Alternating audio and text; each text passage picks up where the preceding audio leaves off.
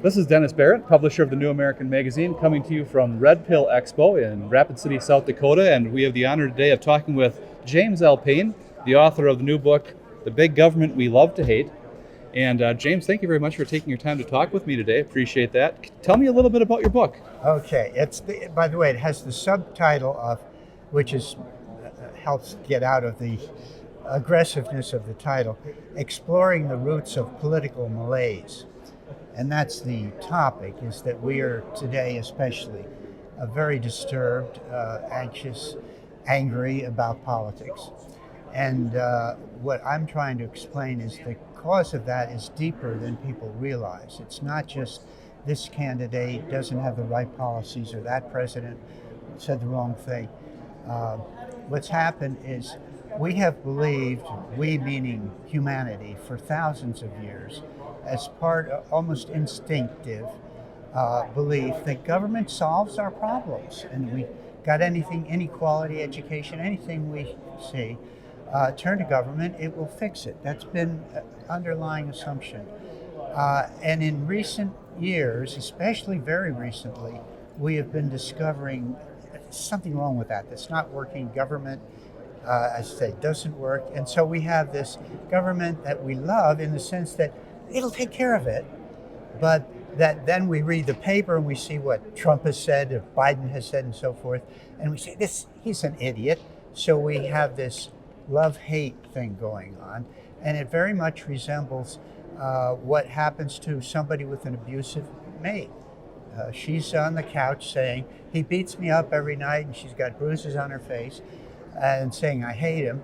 And so the psychiatrist says, well, why don't you just move away from him? I can't, because I have this deep attachment. And that's the root of political malaise. Well, talking about the roots of political malaise, and you said it's a deep attachment. Is that part of human nature? And if so, how did it get ingrained so deeply into human nature? There's a whole footnote, I think it's 128, which takes about 6 pages. There are many different sources of it. I wouldn't say, if you were born as a caveman, you would believe in government, because it isn't anything there. But the tendency, I think, many psychological processes, and then of course these are transmitted.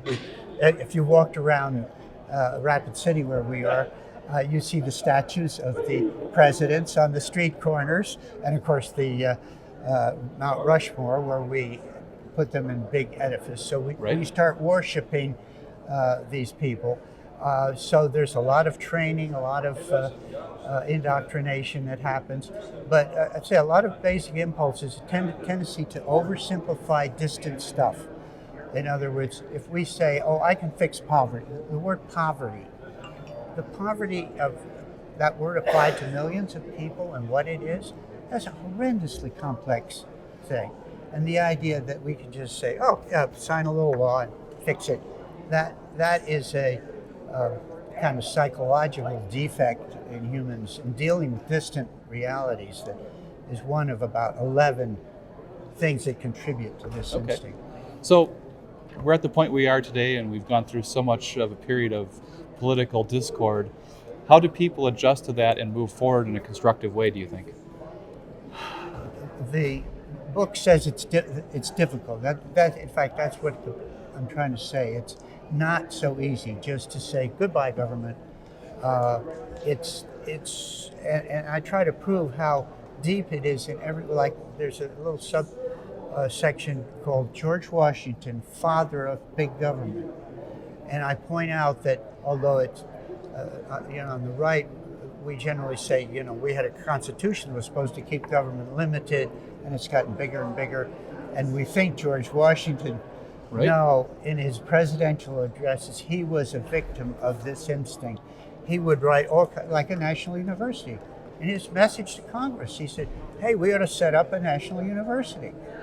People don't know this. Many other things. We ought to set up a national commission to collect and disseminate scientific research, and so forth. He had all of the stuff that we now have, which they didn't have the money for at the time. He was also believed in this cultural presumption.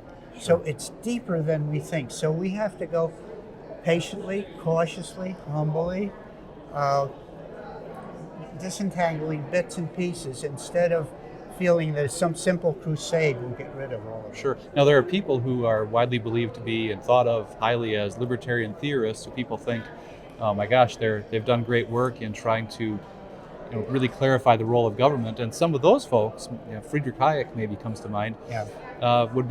people would be surprised to find that they harbored ideas that really raise up the level of big government as well. So Right. could you talk a little bit about that? Right. It's Friedrich Hayek is a good example, and there are others that are libertarian, that on the subjects that they've worked on, they have discovered government's limits. So they realize, hey, government should stay out of this.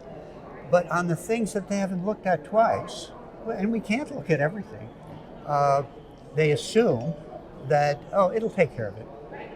Okay, and this, by the way, my own personal experience is this. I went to a liberal undergraduate, Oberlin College, liberal graduate school, University of California, political science, and I was a LBJ liberal.